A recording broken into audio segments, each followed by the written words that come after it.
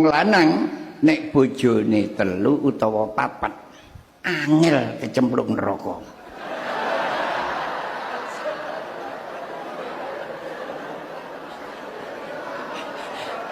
Ibu niki atine mangkel. Taek. Wong kula nyeritakno dongengane Gus Dur kono. Malah ngeten Gus Dur niku oleh cerita. Sampeyan tak kandhani. Biyen iku ana critane wong lanang, bojone 3. Wonge cilik. Rasane ati kula ngelokno akeh.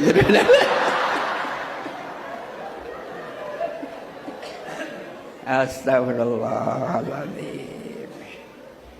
Bareng nggone yaumul fasli, hari keputusan.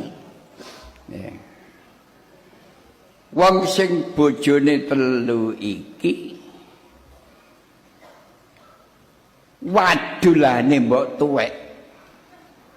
Kula mboten trima malaikat. Kula niki saklawase urip ati kula dilarakno kali bojo kula niku. Lho malah Gus Dur cerita, iya nek panase sengenge. Iso nggawa ngakeh lah nek panase ati.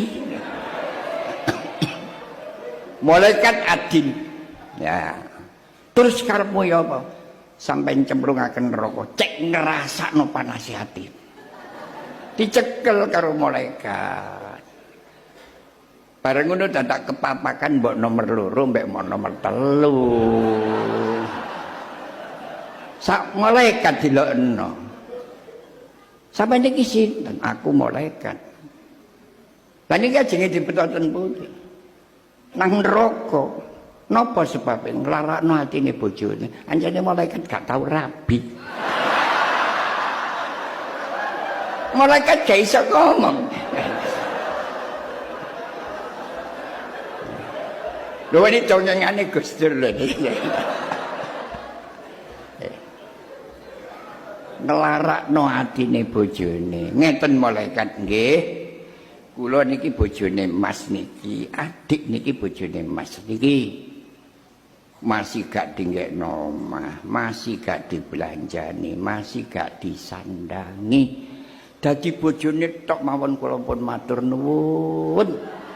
Wong wedok kaya kula ngeten iki lho ahli neraka napa ahli swarga? Malaikat jawab wong adil e. Jelas ahli swarga. Lah nek kula niki ahli swarga, ya napa bojo kula jak ten swarga. Wis sakarepmu.